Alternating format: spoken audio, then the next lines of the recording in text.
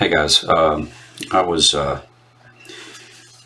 awaiting the arrival of a couple of new fret saws, fret curve saws, sliding saws.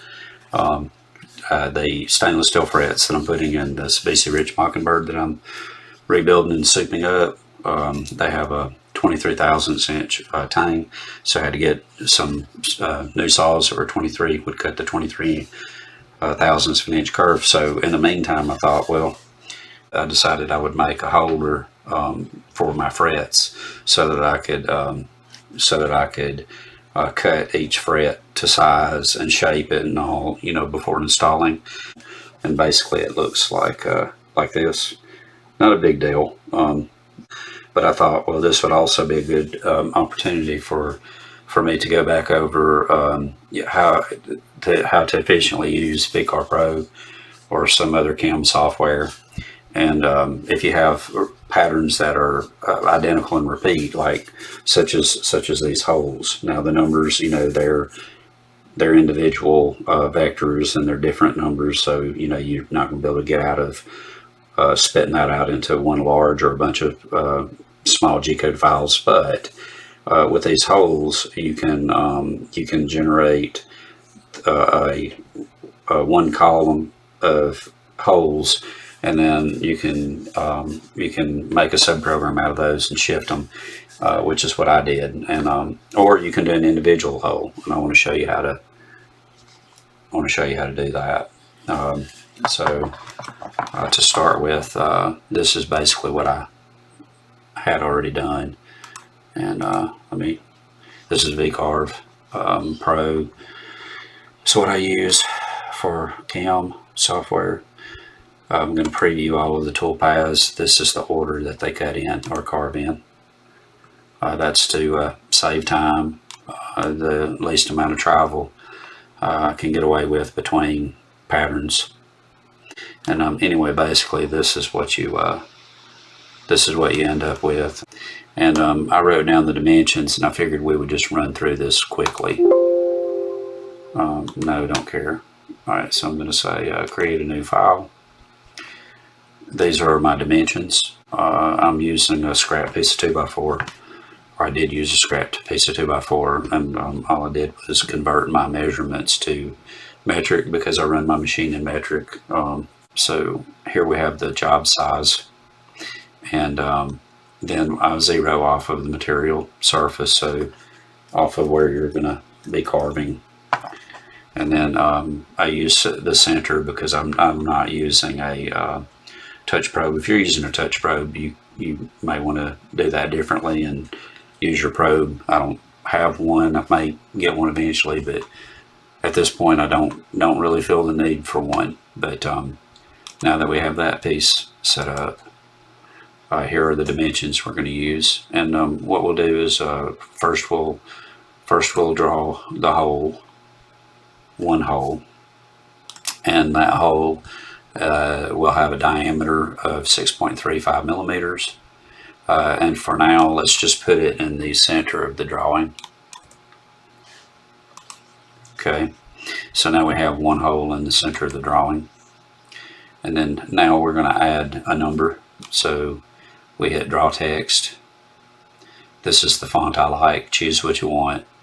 True font, true type, bold. I went with bold. The X needs to be 0 because we need it to be on top of this hole, right over the hole, and we want it to be centered.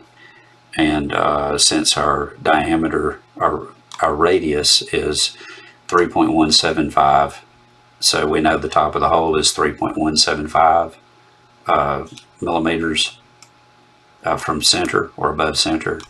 We're gonna copy this and paste this in here, but then let's add 3 more millimeters, and let's make sure that we put the number in there. This is going to be 1.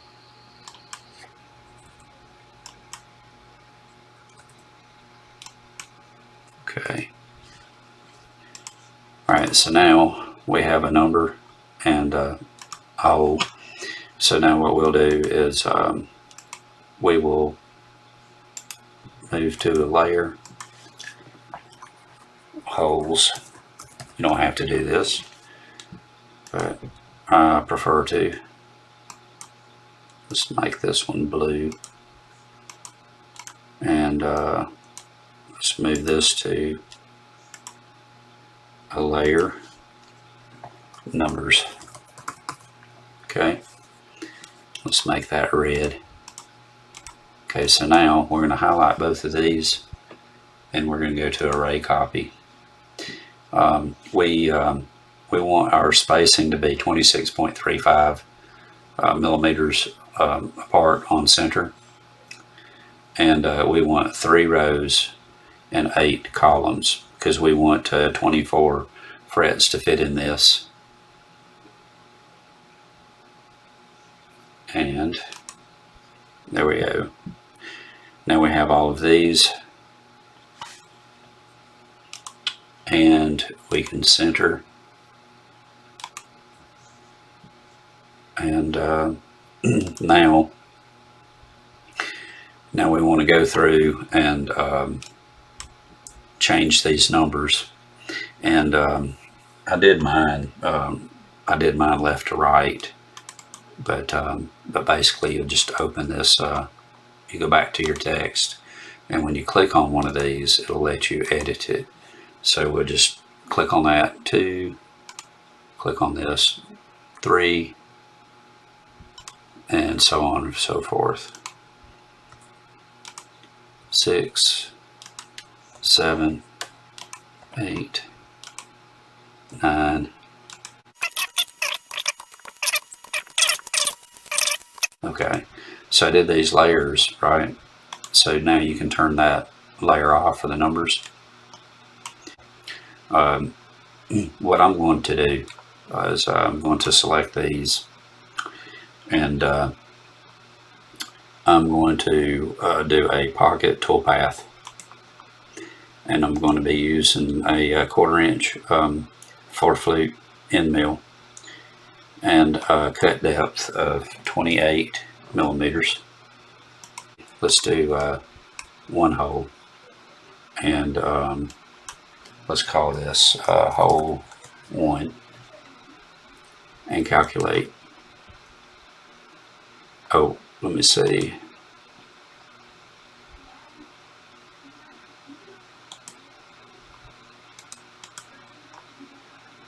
Let me see.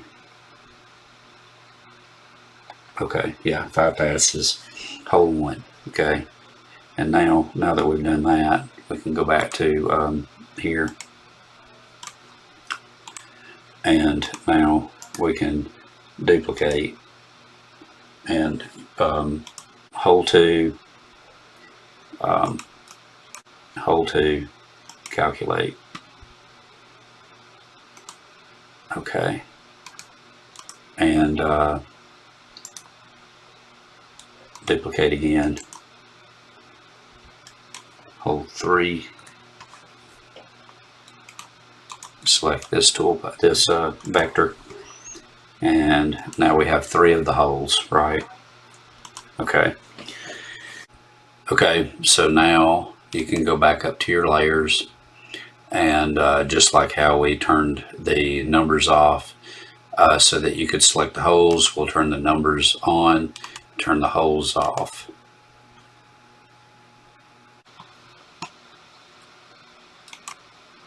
Okay, so what I did was, for the number, I did the quick engrave toolpath,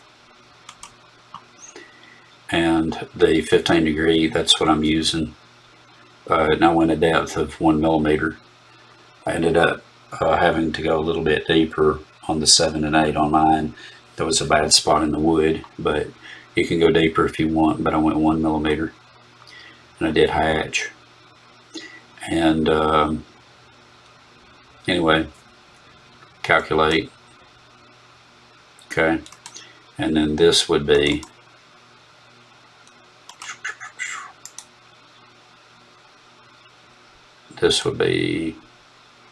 number 1. Okay, And so now that we have that, let me make this, pin this so it won't keep closing on me. I'm going to duplicate 3, 4, 5, 6, 7, 8, 2. Now what I'm going to do is I'll spare you this. I'm going to renumber all of these, and I'll spare you this by moving ahead in the video. But I'm going to carve the tool path. What number it says it is will be the number that it carves, and I'll show you why I'm doing that.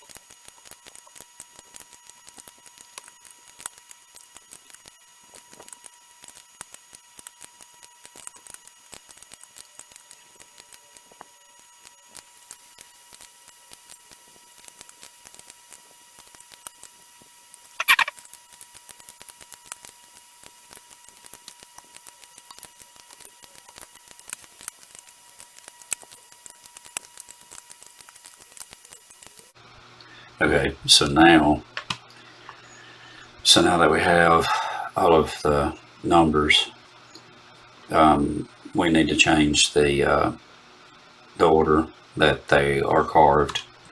You can choose to do this however you wish, but I chose to go 1, 9, 17. So you just click on 9, pull it up under 1, 17, pull it up under 9, and then 18 will go under 17. So 18, 10, and 2. So we're doing this, we're basically zigzagging. So 2, then 3, 11, and 19.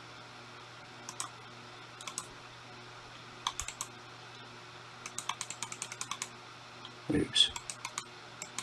3, 11, 19, 20,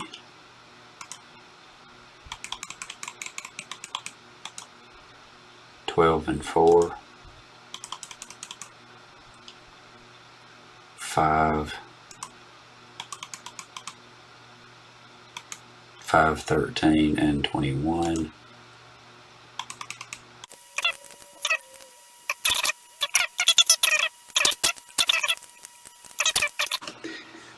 So now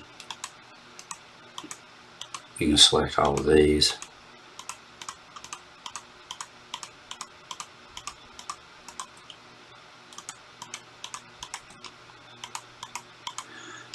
Select all of those vectors, and we say save visible toolpaths to one file.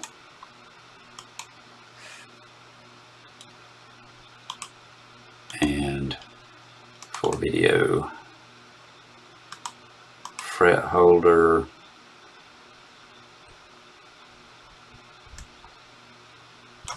numbers. How's that?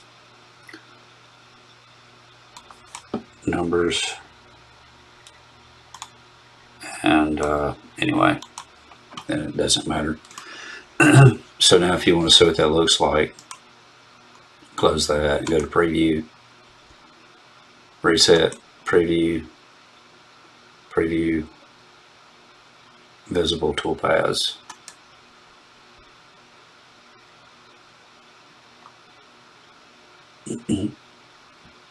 And that is the order that it will carve these in. Okay, so now we're finished with this.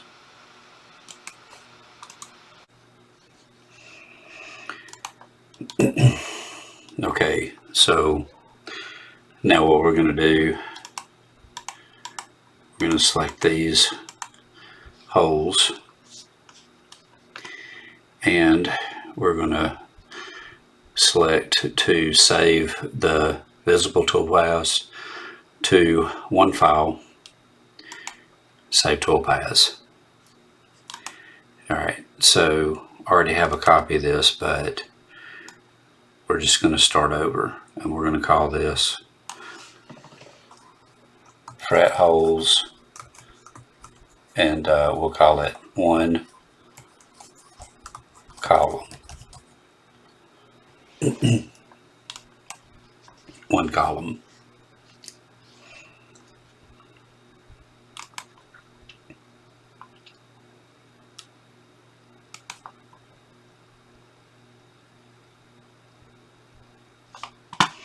Okay, so let's minimize this and let's open up our programming. So now this is the G code that was generated by VCarve Pro, and I'm going to open up another copy of where I had already done this before.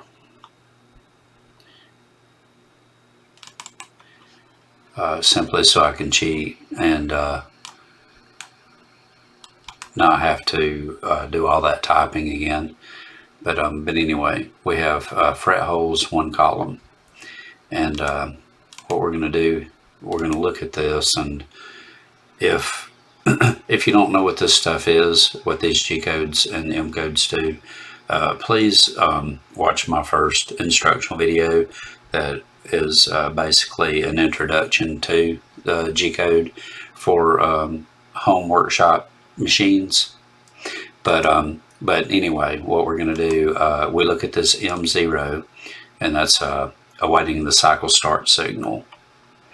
And then we go below this and we're going to see a G0, which is a rapid traverse, and this first G0 is going to the position where we are above our first cut. Okay, so that means that we can go here and we can insert a comment that this is hole 1. And another way that we can identify this as hole 1 is the G0, which is rapid traverse, has the Z 5.080, which is moving the Z positively 5 millimeters above the workpiece. We know that because we zeroed off of the workpiece. So the Z0 is the top of the board. So we can scroll down until we see the next G0. Z 5.080, we know this is the next position. And if you look here, we rapid traverse to this position, and this is the start position for the second hole. So we'll put in a comment, hole 2. And then again, we scroll down till we see the next rapid traverse with a positive Z. And then we have this position. And this rapid traverse position, again, just like the other two, this is for the start position before we will begin carving the third hole. So we can go here, we can say this is hole 3. So now we've identified all 3 holes, and we go down, and this is the last rapid traverse before M5, which cuts off the spindle. So we know this is the end of the cuts. Okay, we won't have to put anything there right now. Okay, so I'm going to cheat and go over and copy my code where I already did this once. And I'll explain to you why I'm doing this. Okay, so first let me copy this and paste it in. This O, lowercase o, it doesn't really matter if it's upper or lowercase. O100, this is a subprogram, subroutine, or marks the beginning of a subroutine. And this is begin subroutine for columns. And I'm going to copy this again.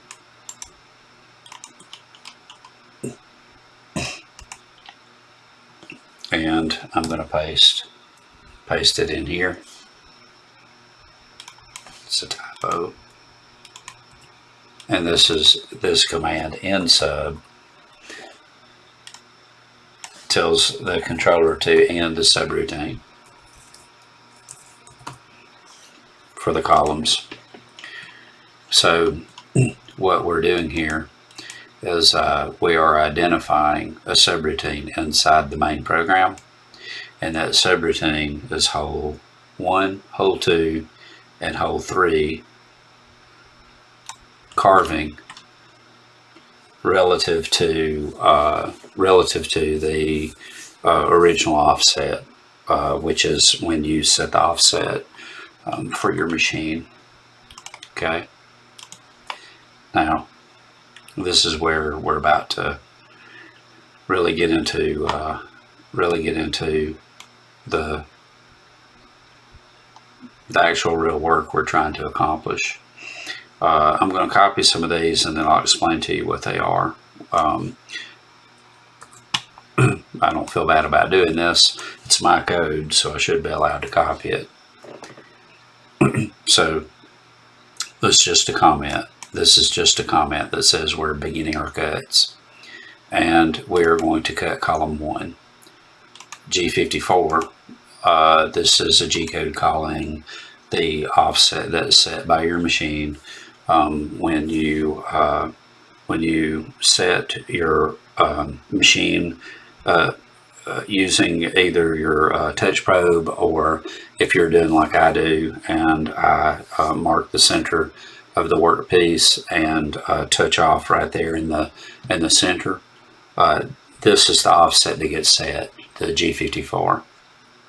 And then we go here and we have the O100 call, and this calls the subroutine that we just described, that is between lines 10 and 95, which will cut our carve lines, holes 1, 2, and 3, so the first column.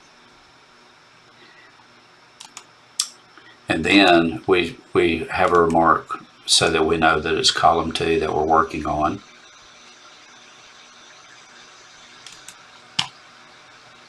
And we have this G-code G10, and G10 is setting an offset. It's going to copy these X, Y, and Z positions into P2.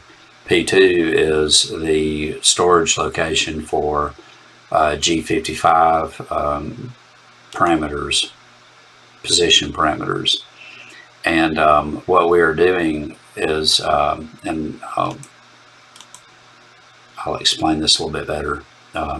Where you say this pound 5221, this is a parameter where we're storing the X position data for G54, and 5222 is Y storage location for G54, and 5223 is the Z position data for G54. So what we are doing here is we're telling the controller to go out and snag the data from G54 X position, and then we're going to add 26.35 to it, and we're going to store that into X4 P2. And this comment here is just to remind us the controller doesn't care about it, but this is the X position data for G55. And then here we're saying go grab the Y position data from G54 and store it in P52, in P2 for G55, which is Y position data for G55. And then here we're saying go snag the Z position data from G54 and store it in P2, which is G55 Z position. And then we come here and we're calling G55, which means now we're loading the new offset data. And keep in mind that what we're doing here is we're literally shifting our offset 26.35 millimeters to the right of the last carve, so closer to 0. But more importantly, since we're cutting the furthest to the left from 0 to begin, we are basically shifting everything 26.35 millimeters. And now we call 100 again, which means that now we run all of that G code for carving those 3 holes again. And now they're just over 26.35 millimeters. And then when we go here, you're going to see this is a little different. Same G code. We're still loading into P2, which is G55, but this time we're reading parameter 5241, and 5241 is the position data for G55X. And now, so we're pulling this data in that's already been shifted 26.35 millimeters, and now we are shifting it another 26.35 millimeters. And then we're going and copying the Y position data for G54, and we're copying it into P2. So now what we're doing is we're just saying, basically we're saying repeat G55 Y data, and we're doing the same thing with Z. The 5243 is G55's Z position data. And then once we do this, we load the offset again. So now we tell it to reload G55 because G55 has now been shifted again. And then we call 100 again. So we call our subprogram again. So now what we've done is we've cut column 1, column 2, and column 3. So now we can take this column 3 data. We don't have to go back to the program I wrote. And we paste it again, and now it's going to be column 4. And just like before, we're going to go out and we're going to tell the controller go snag the data that you just had for the X position for G55 and shift it 26.35 millimeters to the right or positive. Call the position data that you had for Y and load it back in, and call the position data you had for Z, load it and store it again. So basically we're just copying and pasting the exact same position data over again for the offset. And then we reload the offset again. And then we execute the subprogram again. So now we have 4 columns worth of holes cut or carved.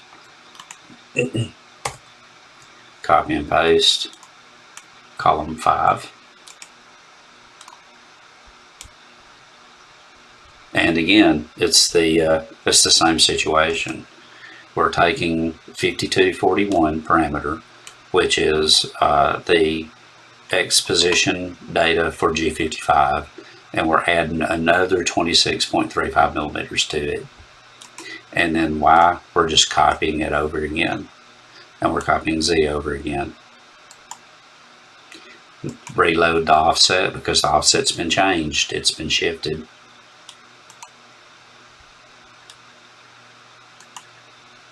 And didn't copy that, and now execute O100 subroutine again. So now we have carved 5 columns. Column 6.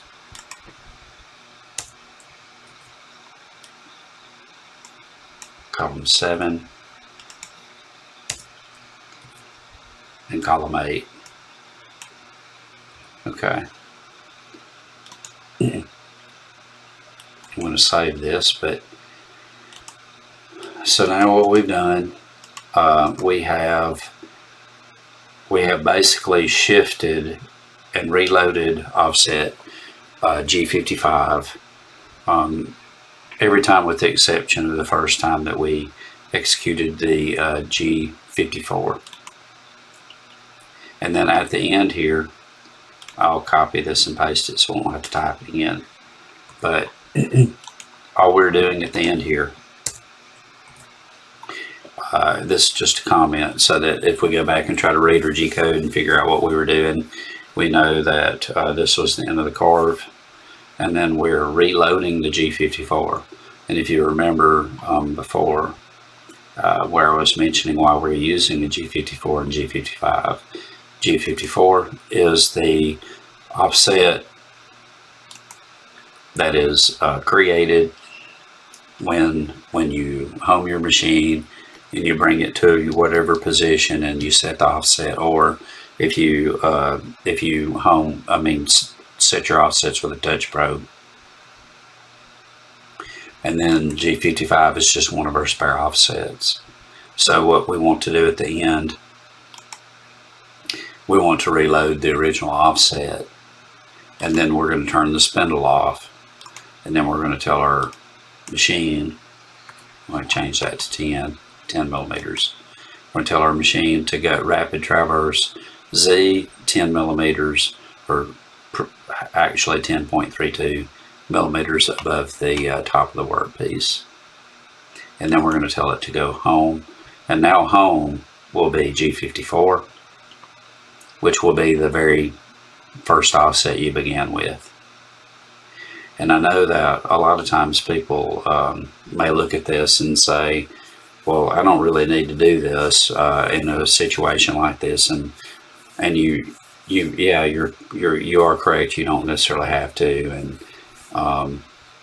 me, I prefer to, but the point in learning to do this is when you are carving something that's intricate, and you're not just carving, this kind of thing. You're carving a bowl or a tray or some other intricate object, and you need to mass produce it. Well, if you learn to do this, we're doing a column of holes, but that column of holes, we could use 2 offsets or more, but we could use 2 offsets, and instead of only shifting this column of holes to the right, you could be carving your tray or bowl or bear or duck or whatever it is you're carving, and you couldn't carve it and then shift it up and carve it again, and then shift it up again and carve it again. So if you're carving something intricate and you're making 8 or 10 copies and you're mass producing this, once you do this once, you can see here that we're literally only looking at 133 lines of G-code, and we're doing every one of these holes in this workpiece with 133 lines of G-code. So see, that's much more efficient, and that's why I wanted to show this to you. But anyway, now